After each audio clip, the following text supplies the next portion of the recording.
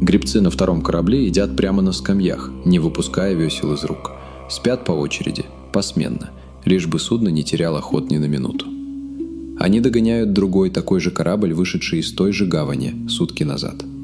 И если они не успеют, к их приходу целого города уже не будет на свете. Дело происходит на 4-м году Большой войны, примерно в 427 году до нашей эры. Город называется Митилена, стоит он на острове Лесбос. И он совершил ошибку, восстал против Афин. Афиняне собрались на площади, где решались все городские дела простым голосованием, и в гневе постановили страшное. Всех взрослых мужчин Митилены лишить жизни, а женщин и детей продать. Не зачинщиков, всех. И тут же снарядили корабль, который повез этот приговор через море. А на утро город протрезвел. Ту же площадь собрали заново. Спор пошел по второму кругу. И на этот раз перевесило другое. Так нельзя. Приговор отменили. Вот только первый корабль уже сутки как в пути, и его надо догнать. Поэтому во второй корабль сажают свежих гребцов, обещают им награду, и они гонят его без сна и без остановок. Успели чудом. Первый командир уже прочитал вслух афинский приказ и готовился его исполнять, когда в гавань вошел второй корабль и все отменил. Около 1000 человек, которых сочли главными зачинщиками, все же лишили жизни. Но десятки тысяч остались живы буквально потому, что одни гребцы налегли на весла чуть сильнее других. Развернули это голосование, кстати, не из раскаяния. Сторонник казни, политик по имени Клеон, настаивал: если союзников не пугать смертью за измену, взбунтуется любой город, кому надоест платить дань. Ему возражал куда менее известный Диодот, и его довод был не про жалость, а про расчет. Если бунтовщикам заранее объявить, что пощады не будет, все равно у них не останется причины сдаваться рано. Они будут драться до последнего камня в стене, а это дороже для самих Афин. Диодот победил, с перевесом считанные голоса. Митилену спасла не доброта, а чужая арифметика издержек. Я начинаю не с большой битвы и не с речи великого человека, а с этой лодочной гонки. Намеренно.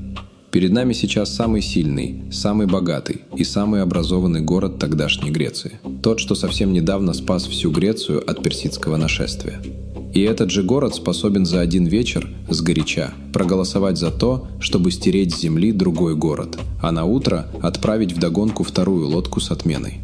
Держать в узде его будет некому, и то, что однажды его собственные стены сравняют с землей, сделает не столько Спарта, сколько он сам. Мы пройдем эту войну от начала до конца, от лодочной гонки, где Афины еще успевают отменить собственное зверство, до дня, когда отменять будет уже нечего и некому. По дороге народное собрание проголосует еще не раз. Полководец испугается тени на луне, а другого полководца послушают слишком поздно. Полвека до Митиленской гонки греческие города вместе отбили нашествие персов, самой большой державы тогдашнего мира. Возглавили общее дело Афины. Собрали вокруг себя союз городов, чтобы держать оборону и впредь, а взносы на общий флот сложили в общую казну на острове Делос. Довольно скоро казну перевезли в сами Афины. Взносы союзников превратились в дань, а тех, кто пытался выйти из союза, возвращали силой оружия. Флот, что строился против персов, теперь все чаще усмирял вчерашних друзей. Митилена, с которой мы начали, была как раз одним из таких союзников, решивших, что с них хватит. За этим ростом с тревогой наблюдал город совсем другого склада – Спарта. Там не было ни большого флота, ни денег, ни торговли, зато была лучшая в Греции сухопутная армия и глубокая, почти животная нелюбовь к любым переменам. В 431 году до нашей эры две эти силы сошлись в войне, которую потом назовут Пелопонесской. Растянется она на 27 лет. Первые годы шли по простому и безнадежному кругу. Спартанцы, сильные на суше, каждое лето приходили в Афинскую землю, топтали поля и уходили. Афиняне отсиживались за стенами и жалили Спарту с кораблей. Уже на второй год этого круга город добила напасть похуже вражеских копий. Деревенские жители, спасаясь от спартанских набегов, набились за афинские стены сверх всякой меры, и в такой тесноте вспыхнула чума. Фукидид, сам переболевший и выживший, описывает ее без прикрас. Людей жгло изнутри так, что они бросались в колодцы с холодной водой. У выживших порой пропадала память, а непогребенные тела просто лежали на улицах, потому что хоронить было уже некому. По разным оценкам, город потерял от четверти до трети своего населения. Среди них и Перикл, вождь, что и убедил афинян спрятаться за стенами и переждать войну за счет флота. Фукидид отмечает еще одну вещь, к которой мы еще вернемся на примере другого города. Когда над каждым нависла одна и та же безликая смерть, часть горожан решила, что раз до похорон дело может и не дойти, то и обычные приличия ни к чему. Одни растаскивали чужие погребальные костры, другие пустились во все тяжкие, рассудив, что копить на будущее бессмысленно, если будущего может и не быть. Законы никто не отменял, просто исполнять их стало почти некому. Город еще стоял, а внутри у него уже пошла трещина. Ни спартанцы, ни чума не могли достать противника там, где он и правда силен – на море. Перелом пришел оттуда, откуда его не ждали, и греки потом отказывались верить, когда об этом рассказывали. Афинский флот случайно занял укрепленный мыс Пилос на спартанском побережье и превратил его в опорную точку прямо под боком у врага. Спарта в панике бросила войска отбивать мыс и высадила отряд на соседнем острове Сфактерия, чтобы запереть афинян с моря. Получилось наоборот. Подошедший афинский флот запер на острове уже сам этот отряд, несколько сотен спартанских воинов.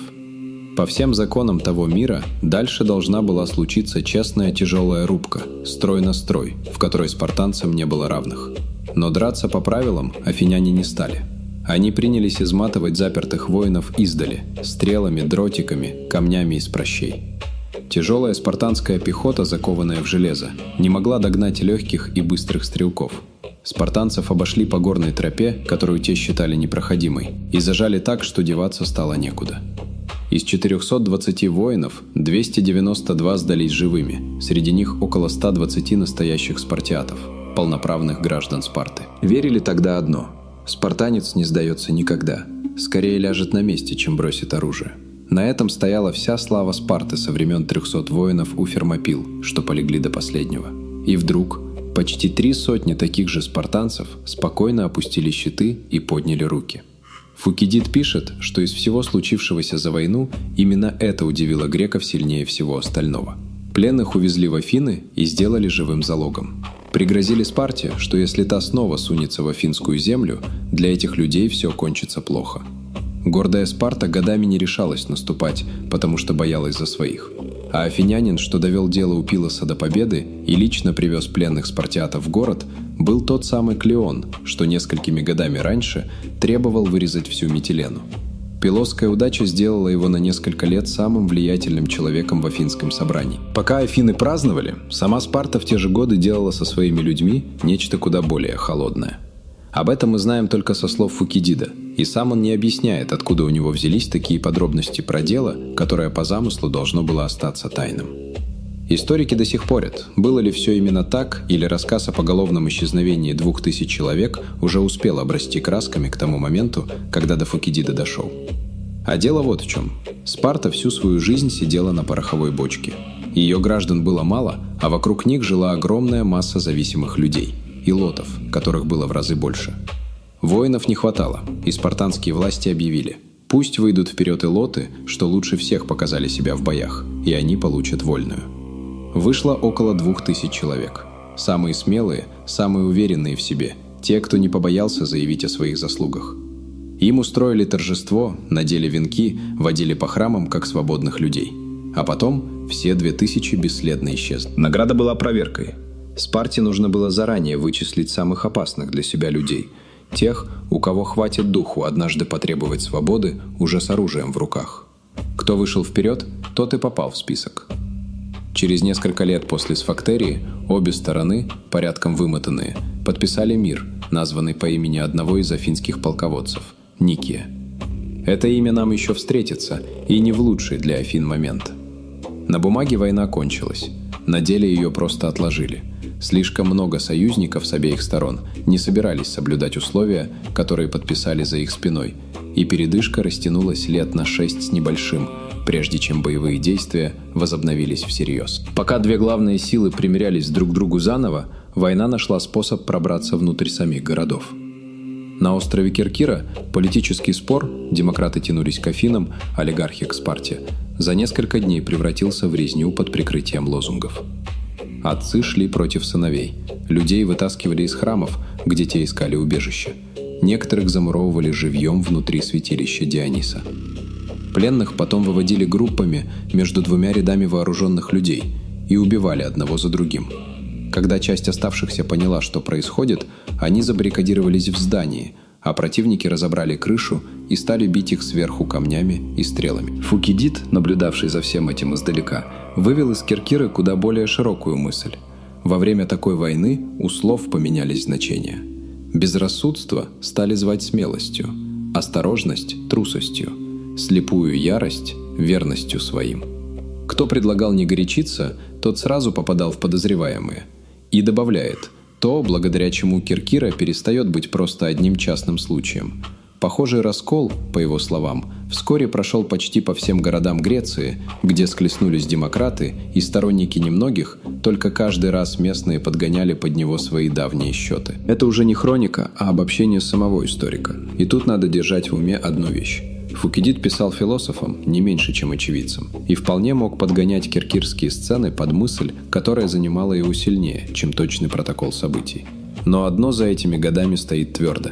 К середине войны обе стороны привыкли иметь в чужом городе свою партию и при случае помогать ей взять власть, а проигравших вырезать. Война перестала быть делом армии на границе. Теперь у каждого города внутри стен сидели люди, готовые открыть ворота той или другой стороне.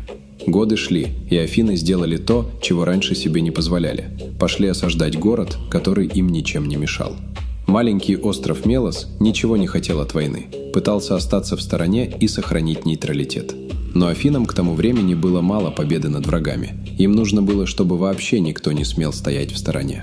Прежде чем начать осаду, они отправили на остров послов для разговора, и этот разговор Фукидид записал. Мелосцы говорили про справедливость, про то, что они никому не сделали зла, про богов, которые не дадут в обиду невинных, про возможную помощь родственной им Спарты. Афиняне ответили спокойно, почти скучающе. Справедливость существует только между равными по силе, а там, где один силен, а другой слаб, сильные делают то, что могут, слабым остается терпеть то, что приходится. Боги не помогут, Спарта не придет. Мелос все равно отказался. После осады взрослых мужчин острова лишили жизни, женщин и детей продали, а на опустевшую землю Афины свезли 500 собственных поселенцев. Острова как общины больше не было. И снова честная поправка. Многие историки сомневаются, что Мелосский разговор дошел до нас дословно. Слишком уж стройно афинские послы формулируют то, что современному читателю удобно принять за холодную имперскую логику. Возможно, перед нами не протокол, а то, как сам Фукидид считал нужным объяснить своему читателю, чем империя в итоге всегда оборачивается. Фукидид поставил разговор с Мелосом в тексте прямо перед следующей главой. И это, судя по всему, было решение сознательное. Сразу после урока о том, что сила выше права, у него идет рассказ о том, как та же самая сила обломала себе зубы о Сицилию. Если такой способ читать историю, через прямые последствия одного решения, заходит вам так же, как мне, самое время остаться. Дальше начинается часть, ради которой все это затевалось. Решение напасть на Сицилию тоже родилось не единогласно. На собрании столкнулись два взгляда. Опытный Никий, тот самый, что позже испугается затмения, убеждал не лезть в чужую войну за морем, пока не закончена своя. Молодой и честолюбивый Алкивиад, наоборот, разжигал город рассказами о легкой славе и богатой добыче. Афиняне выбрали Алкивиада, и командовать походом должны были оба сразу. Но прямо перед отплытием флота город потрясло странное дело. Одной ночью неизвестные изувечили священные каменные столбы с изображением бога Гермеса, стоявшие по всему городу. И Афины восприняли это как дурной знак и заговор против самой демократии. В кощунстве обвинили в том числе и Алкивиада. Флот уже вышел в море, когда его вызвали обратно под суд. Возвращаться он не стал. Бежал сначала в Италию, а затем прямиком в Спарту, к тем самым врагам, которых только что собирался громить. Именно он, оказавшись у спартанцев, подскажет им ту самую мысль про Дикилею, о которой мы еще вспомним. В 415 году до нашей эры Афины отправили на Сицилию первый флот в 100 с лишним боевых кораблей с пехотой и конницей на борту. А позже, когда дело застряло, следом ушло почти такое же по размеру подкрепление. Путь до Сиракуз, тамошнего богатого города, который афиняне вздумали подчинить, занимал не одну неделю плавания. Сиракузы были городом не меньше и не беднее самих Афин, и войны не просили. Со Спартой еще и не думали заканчивать, а лучшие силы города вдруг грузились на корабли и уплывали за горизонт покорять другую большую державу. Их вело все то же упоение силой, с которым они только что раздавили Мелос. Сперва дело шло сносно, но постепенно увязало. Сиракузы оказались крепким орешком, взять их не удавалось ни сходу, ни осадой. В один из моментов афиняне решились на отчаянный ход – захватить ночью высоты над городом и переломить осаду разом. Сначала им везло, они прорвались наверх и погнали противника, но в темноте строй рассыпался. Луна давала немного света, воины различали фигуры вокруг, но не могли понять, свой перед ними или чужой. Чтобы узнавать друг друга, афиняне выкрикивали условное слово – пароль. А когда его орут в свалке сотни глоток, пароль быстро выучивает и противник. У части союзников, что воевали на стороне Афин, боевые песни звучали почти так же, как у сиракузин. В темноте афиняне шли на знакомый напев и натыкались на чужих. Строй начал драться сам с собой. Одни отряды сходились с другими, такими же афинскими отрядами, не понимая, что бьют своих. Люди срывались с обрывов в панике. К утру от ночной атаки осталась беспорядочная свалка. После этого стало ясно, что сицилийскую затею пора бросать, и флот тайно приготовили к отплытию. Все было решено, оставалось дождаться ночи и уйти. В эту самую ночь случилось лунное затмение. Командовал афинянами Тутникий, чьим именем несколькими годами раньше назвали тот недолгий мир. Человек он был до крайности набожный, из тех, кто перед любым важным решением советовался с прорицателями и приносил жертвы чаще, чем того требовал обычай. Увидев потемневшую луну, он решил, что боги велят повременить, а прорицатели назвали ему точный срок – 3 по 9 дней, почти месяц, в течение которого трогаться с места нельзя. Ники послушался и остался. Хотя тут я бы не спешил все валить на суеверие одного человека. У промедления могли быть и практические причины – нехватка кораблей, ожидание подкреплений, растянутая эвакуация огромной армии. Но красивая и страшная история про Луну удобно объяснила задним числом все сразу и осталась именно в таком виде. Сиракузяне, которые сами уже готовились к худшему, увидели, что грозный афинский флот вдруг замер, собрались силами, заперли выход из гавани и ударили. Огромный афинский флот погиб на чужом берегу. Двух главных начальников, Никея и Демосфена, победители лишили жизни. Не меньше 7 тысяч пленных согнали в открытые каменоломни под Сиракузами, где люди месяцами страдали от жары, холода, голода и жажды. По позднейшим свидетельствам, домой из всей огромной экспедиции вернулась лишь малая часть отправившихся. Целого флота и целой армии у Афин больше не было. После такой катастрофы любой другой город запросил бы мира. Афины не запросили. Они непонятно каким чудом собрали новые корабли и продолжили драться еще почти 10 лет. В 406 году до нашей эры у Аргинусских островов Афинский флот одержал крупную победу над спартанцами.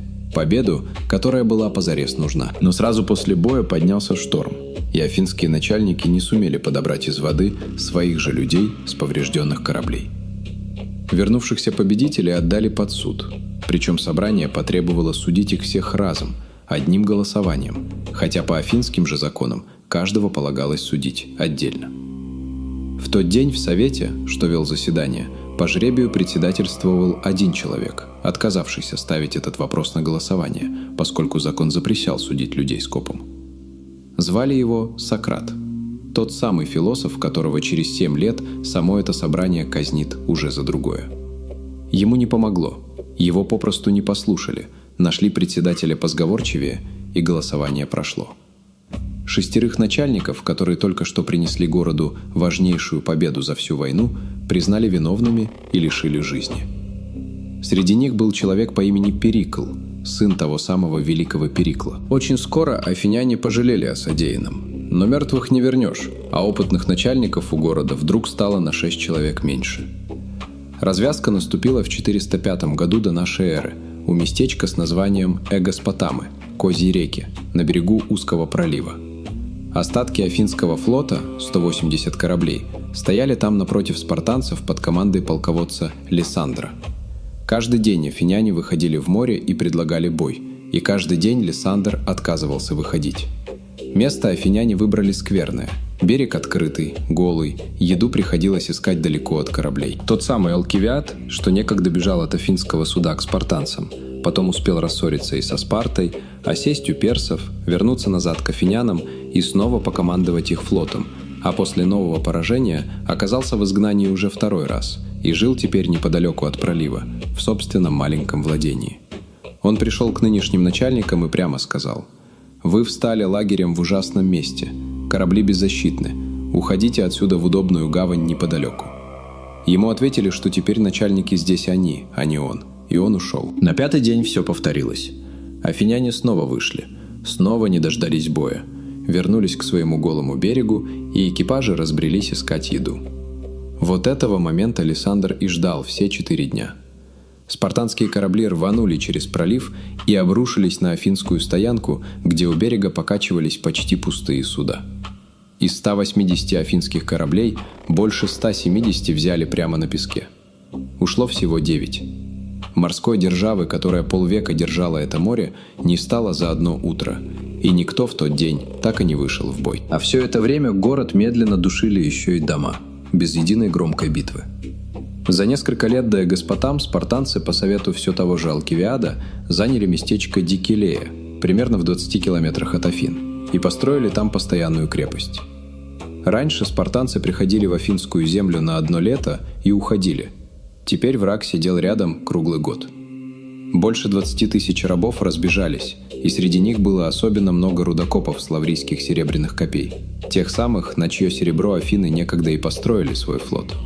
Скот погиб, поля стояли брошенными, привоз еды сделался долгим и дорогим. Город, привыкший править морем, сам понемногу превращался в осажденную крепость. Никакой одной великой битвы, просто медленное удушение, год за годом. После Эгоспотам у Афин не осталось ни флота, чтобы возить хлеб, ни сил, чтобы держать оборону. Спартанцы обложили город с суши и с моря. Начался голод. И в 404 году до нашей эры Афины сдались. Условия были тяжелыми. Афины теряли флот и владения и должны были срыть длинные стены, что вели от города к морю и были главным зримым символом их могущества. Стены ломали под музыку. Победители привели флейтисток, и те играли, пока камень за камнем разбирали то, что делало Афины Афинами. Часть союзников Спарты, прежде всего Фивы и Коринф, тут же предложили поступить с побежденным городом так же, как некогда сами Афины поступили с Мелосом – стереть с земли, жителей продать. Спарта отказалась, сославшись на то, что этот город некогда спас Грецию от персов. А флот, которым Лисандр добил Афины у Эгоспотам, в значительной части был построен на персидское золото. Та самая Персия, от которой полвека назад вся Греция отбивалась сообща, теперь просто платила одним грекам за то, чтобы те прикончили других, и ей даже не пришлось присылать свою армию. Часть этих же денег вернулась к самому Лисандру. От персидского царевича Кира он получил в подарок золотую и слоновой кости трирему в свою честь, а на добычу от разгромленных Афин поставил в Дельфах памятник невиданного прежде размера, бронзовые статуи богов, венчающих его победу, и рядом статуи всех своих флотоводцев, каждая почти в человеческий рост. А через несколько лет города Ионии пошли еще дальше и сделали для него то, чего прежде не делали ни для одного живого грека. Поставили ему алтари и стали приносить жертвы как богу. И знаете, что не дает мне покоя во всей этой истории? Персов ведь разбили честно, в открытом бою, под Марафоном и Саламином, всей Грецией разом. А через 30 лет та же Персия победила ту же Грецию, не выведя в море ни одного своего корабля. Просто подождала, пока греки перессорятся, и заплатила за нужный исход. Получается, воевать с ней в лоб было бесполезно, а обыграть ее вышло само собой, стоило грекам заняться друг другом. Не знаю, как это назвать – слабостью, которая научилась ждать, или силой, которой хватило одного терпения и денег. Напишите, к чему склоняетесь вы. Если вам интересно вот так ходить по древнему миру вместе с нами, то оставайтесь на канале. Таких дорог у нас впереди еще много. Вы также можете поддержать это видео лайком и комментарием, и при желании воспользоваться функцией «Спасибо». До новых выпусков, друзья!